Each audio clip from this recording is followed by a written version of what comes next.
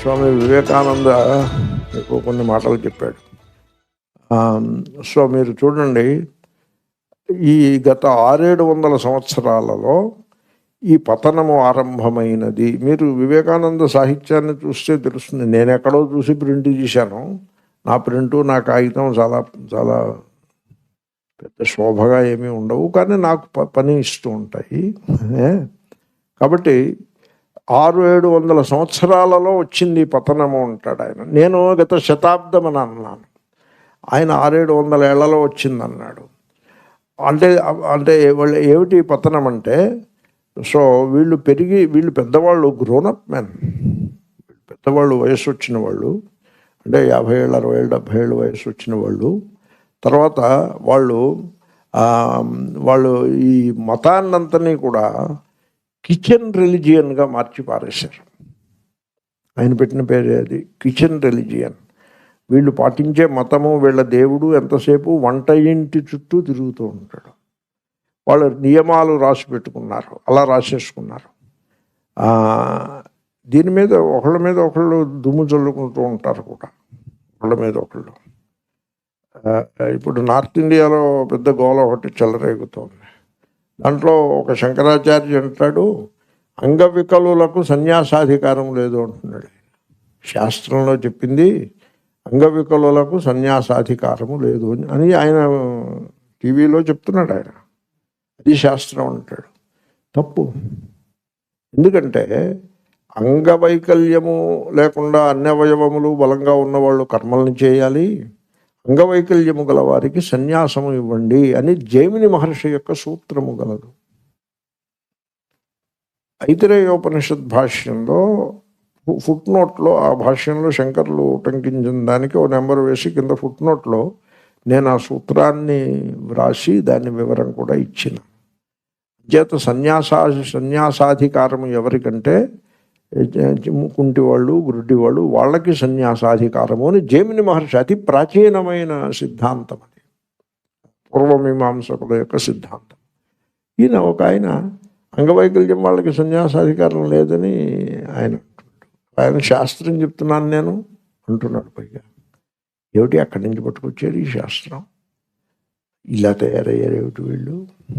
నేను మూల కూర్చుని నేను ఇలా మాట్లాడుతూ ఉంటాను. నేను వీధిలోకి వెళ్ళి మాట్లాడేది లేదు, కానీ వీళ్ళ వేషాలు చూస్తే నాకు ఆశ్చర్యం వేస్తుంది. సో ఈ డిగ్రడేషను, సో ఎలా పడిపోయిందో చూడండి, పతనం ఎలా వచ్చిందో చూడండి. సో ఈ 600-700లో 100 సంవత్సరాల్లో వచ్చింది. మీరు విన్నారా ఈ నియమాలన్నింటినీ? నేను ఎరుగుదును, చిన్నప్పుడు ఎరుగుదును.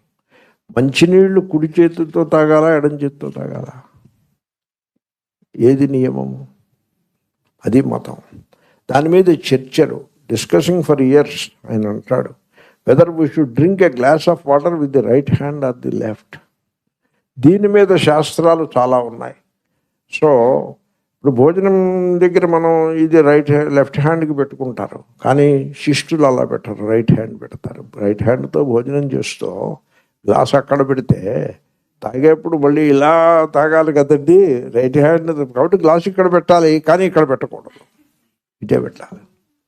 తర్వాత మామూలుగా కూర్చుని తాగాలి, నిలబడి తాగకూడదు. నిలబడి తాగితే నరకమే. ఏమిటి? నిలబడి తాగితే నరకమే. కూర్చుని తాగాలి. కూర్చుని తాగేటప్పుడు కుడి చేతితో తాగాల, ఎడం చేతితో తాగాల అంటే ఎడం చేయి అడుగును పెట్టి కుడి చేతితో త్రాగవలేరు.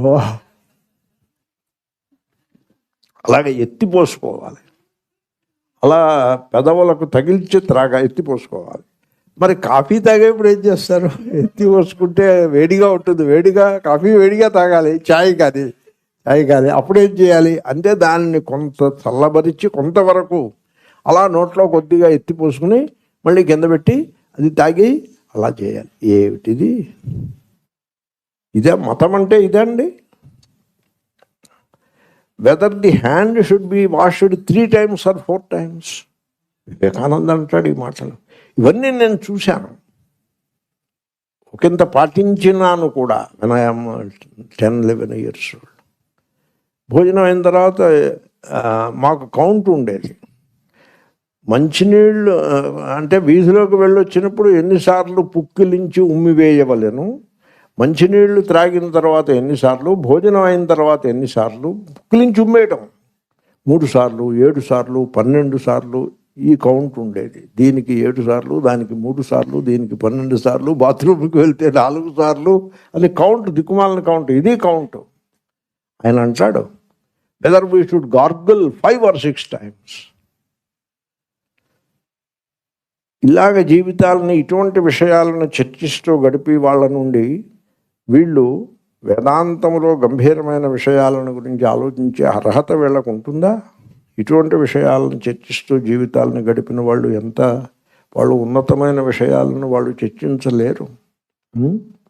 ప్రేమయే దైవము అని నేను ఒకసారి మాట వరుసగా అన్నాను. అంటే ఒక ఆయన దానికి అబ్జెక్ట్ చేశాడు, ప్రేమ దైవం ఎలా అవుతుందండి? ఇప్పుడు సినిమా వాళ్ళు ప్రేమిస్తూ ఉంటారు, ప్రేమించి డ్యాన్సులు అది దైవం అయిపోతుందా? ప్రేమ దైవం ఏంటి? దైవం ఈజ్ బ్రహ్మ, సత్యం, జ్ఞానం, అనంతం బ్రహ్మ. ప్రేమ ఏమిటి?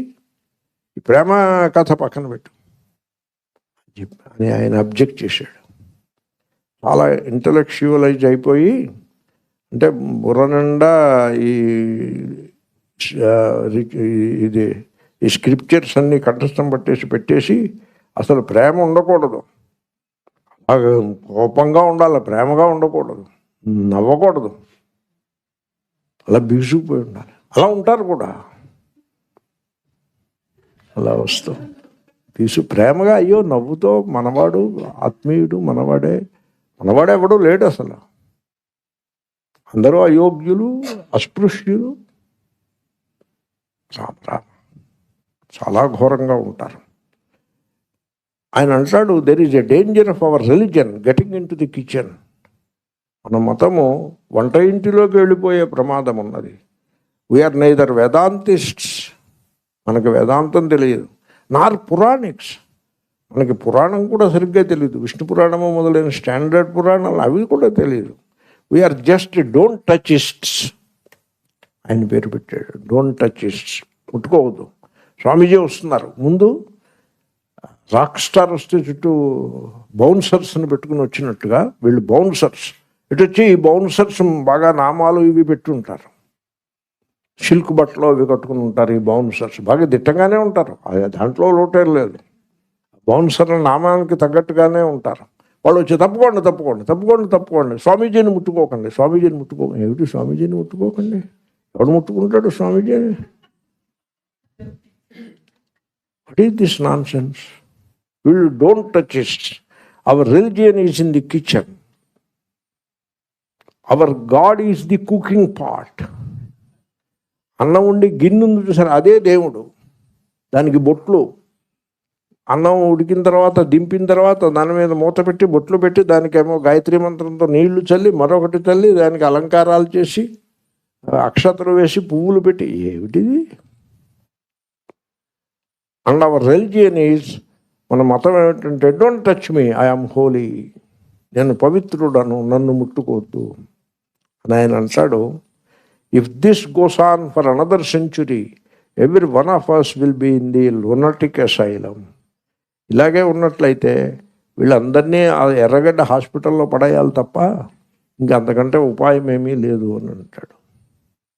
మతాన్ని ఆ విధంగా దిగజార్చి పెట్టినాడు. ఇప్పటికీ don't touch me, don't touch. ఎవరు ముట్టుకోవడానికి ఎందుకు ముట్టుకుంటారండి? ఇప్పుడు నన్ను మీరు అందరూ ముట్టుకుంటున్నారా వచ్చి? నన్ను ముట్టుకోవద్దని మీకు ఏమన్నా నేను ట్రైనింగ్ ఇచ్చానా? అయితే నేను వచ్చేప్పటికి ఇలా ముట్టేసుకుంటున్నారా? ఎందుకు ముట్టుకుంటారు? ఎవరి సీట్లో వాళ్ళు కూర్చుంటారు. మనం డోంట్ టచ్ అని ప్రాక్టీస్ చేస్తున్నామా? చేయట్లేదు. అస్పృశ్యతని ప్రాక్టీస్ చేస్తున్నామా? చేయటం లేదు. అంటే అందరూ కలిసి అలా ముట్టేసుకుంటూ ఉంటున్నాం, అది లేదు. Why do you like that? కానీ ఈ పెద్ద పెద్ద ఆచార్యులు డోంట్ టచ్ ఇట్స్.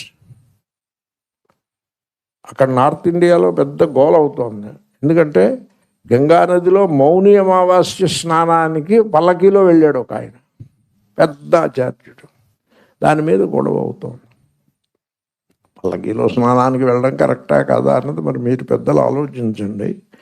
సో ఇలాగా ఈ రకంగా దేహం ఉంటుంది, నేను దేహమే, నేను జీవుణ్ణి కూడా అని పెట్టి ఇక్కడ దేహము ఇక్కడ దేవుడు. దేహం ఇక్కడ పడిపోయిన తర్వాత ఈ జీవుడు అక్కడికి వెళ్ళి అక్కడ ఇంకో దేహాన్ని పట్టుకుని ఆ పుణ్యలోకాల్లో ఏదో చేస్తాడు అని ఈ విధంగా పురాణిక స్టోరీస్ చెప్పుకుంటూ ఉండేవాళ్ళు మతవాదులు ఉంటారు. ఇది సెకండ్ కేటగిరీ.